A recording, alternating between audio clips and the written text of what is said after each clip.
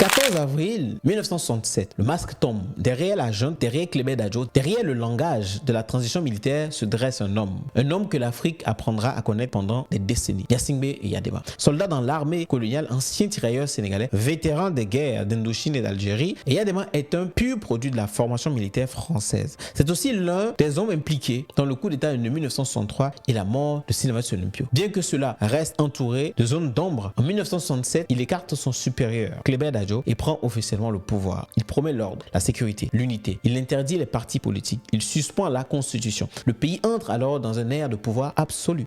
Pendant 38 ans, Eyadema règne sans partage. Il survit à des attentats, à un crash d'avion, à des tensions régionales, à des mutineries. Il organise des élections sur mesure, s'impose comme le père de la nation et se fait appeler le doyen des chefs d'État africains. Il contrôle la presse. Il manipule les institutions. Il crée un culte de la personnalité. Statues, slogans, portraits géants. Même sa date de naissance devient jour férié. Mais derrière cette façade de stabilité se cache la répression, les emprisonnements, les disparitions et l'appauvrissement progressif du pays. Le Togo devient un État verrouillé où tout passe par le général président. Pendant que certains le craignent, d'autres l'admirent car Eyadema incarne pour ses partisans la force, l'ordre et l'unité face au chaos des autres régimes africains. Mais le temps finit par rattraper même les plus puissants. 5 février 2005, Gnassingbé Eyadema meurt d'un arrêt cardiaque dans son avion, en route vers l'Europe pour des soins. Son règne prend fin, mais son nom ne quitte pas le pouvoir car déjà son fils se prépare à prendre la relève.